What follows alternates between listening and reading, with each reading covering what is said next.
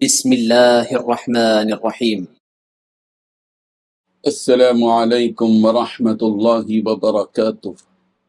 الحمد لله وكفى وسلام على عباده الذين اصطفى اما بعد. حاضرین و ناظرین، یہ درس نمبر 2363 ہے اور آج سورۃ القارعہ کی 6 آیتوں کی تلاوت اور تشریح کی جائے. اعوذ باللہ من الشیطان الرجیم، بسم اللہ الرحمن الرحیم.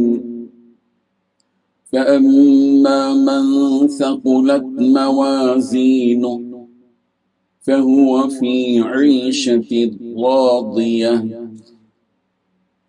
وأما من خفت موازينه فأمه هاوية وما أدراك ما هي نار حامية. صدق اللہ العظیم. لفظی ترجمہ یوں ہے، فَأَمَّا مَن، لیکن جو شخص کے ثقلت بھاری ہو گئی، موازینہ اس کی میزان، فَهُوَ تو وہ، فی عیشت راضیہ پسندیدہ زندگی میں ہوگا. وَأَمَّا مَن، اور لیکن جو شخص کے خفت ہلکی ہو گئی، موازینہ اس کی ترازو، فَأُمُّهُ تو اس کا ٹھکانہ، ہاویہ ہوگا.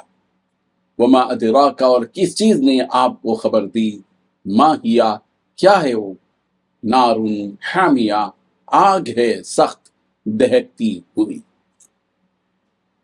ترجمہ یوں ہے، اب جس شخص کے پلڑے وزنی ہوں گے تو وہ من پسند زندگی میں ہوگا، اور وہ جس کے پلڑے ہلکے ہوں گے تو اس کا ٹھکانہ ایک گہرا گڑھا ہوگا. اور تمہیں کیا معلوم کہ وہ گڑھا کیا چیز ہے، وہ گہرا گڑھا کیا چیز ہے، ایک دہکتی ہوئی آگ. ان 6 آیتوں میں 4 باتیں بیان کی گئی ہیں.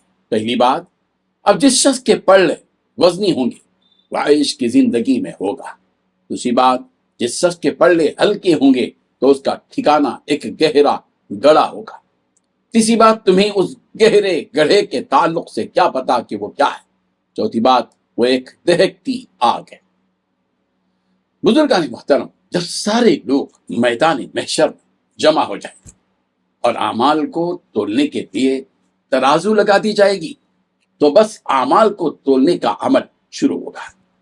لہذا اب کسی بھی شخص کے ترازو کا وہ پلڑا کہ جس میں نیکیاں ہیں، اس کے گناہوں والے پلڑے سے بھاری اور وزنی نکلے گا تو پھر ایسا شخص من پسند زندگی گزارے گا، یعنی اسے جنت کی آسائشوں، جنت کے آرام اور راحت میں رہنے کے لیے بھیج دیا جائے گا. سورۃ الاعراف کی آیت نمبر 8 میں یہ حقیقت یوں بیان کی گئی کہ فمن ثقلت موازینہ فاولئک هم المفلحون، کہ جس شخص کا پلڑا بھاری ہوگا تو یہی لوگ ہیں وہ جو کامیاب کہلائیں گے. اور پھر جس شخص کی نیکیوں والا پلڑا اس کے گناہوں والے پلڑے سے ہلکا نکلے گا اور گناہوں والا پلڑا بھاری ہوگا تو ایسے شخص کا ٹھکانہ ایک گہرا گڑھا ہوگا. اب یہ گہرا گڑھا کیا چیز ہے، کس چیز سے بنا ہوا ہے، اس بارے میں بیان کرتے ہوئے فرمایا کہ تمہیں پتہ بھی ہے کہ جس گہرے گڑھے کے بارے میں ہم تمہیں بتلا رہے ہیں وہ کیا چیز ہے. اگر نہیں معلوم ہے تو سن لو کہ وہ گہرا گڑھا آگ کا ہے کہ اس کی تہ سے اوپری حصے تک بس آگ ہی آگ ہوگی کہ جس کسی کو بھی اس گڑھے میں پھینکا جائے گا تو وہ اس آگ میں جل کر خاک ہو جائے گا اور وہ آگ اسے جلا کر رکھ دے گی. سورۃ الاعراف کی آیت نمبر 9 میں فرمایا گیا، وَمَنْ خَفَّتْ مَوَازِينُهُ فَأُولَئِكَ الَّذِينَ خَسِرُوا أَنفُسَهُمْ بِمَا كَانُوا بِآيَاتِنَا يَظْلِمُونَ. جن کی ترازو کے پلڑے ہلکے ہوں گے تو یہ وہی لوگ ہیں جنہوں نے ہماری آیتوں کے ساتھ زیادتی کر کے خود اپنی جانوں کو گھاٹے میں ڈالا ہے. یہ آگ جس میں ان خسارہ اٹھانے والوں کو ڈالا جائے گا۔ اس کی کیفیت کو بیان کرتے ہوئے نبی رحمت صلی اللہ علیہ وسلم نے فرمایا کہ یہ آگ جو لوگ اس دنیا میں جلاتے ہیں وہ جہنم کی آگ کے 70 حصوں میں سے ایک۔ یہ سن کر صحابہ رضی اللہ عنہم نے فرمایا کہ یا رسول اللہ، یہ ایک حصہ ہی انسان کو جلانے کے لیے کافی ہے۔ تو آپ علیہ الصلوۃ والتسلیم نے فرمایا کہ ہاں، لیکن اس کے باوجود اس جہنم کی آگ کو اس دنیا کی آگ پر 69 درجے زیادہ فضیلت برتری ہے، اور ہر حصے میں وہی حرارت ہے جو پہلے حصے میں۔ اور نبی رحمت صلی اللہ علیہ وسلم نے فرمایا کہ یہ دنیاوی آگ جہنم کی آگ کے 100 حصوں کا ایک حصہ ہے۔ مسند احمد کی یہ روایت۔ جب ایک حصے والی آگ کا یہ عالم ہے کہ وہ ہماری جلد اور گوشت کو بھون کر رکھ دیتی ہے، تو پھر اس 100 گنا زیادہ حرارت والی آگ کا کیا عالم ہوگا۔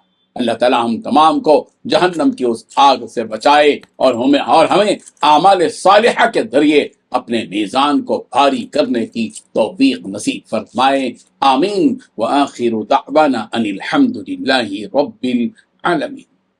ڈیلی درس قرآن کو سبسکرائب کیجئے، اپنے تاثرات اور مشورے ارسال کیجئے، اور اپنے متعلقین کا گروپ بنا کر انہیں روزانہ درس قرآن بھیجئے اور اجر و ثواب پائیے۔ جزاکم اللہ خیر۔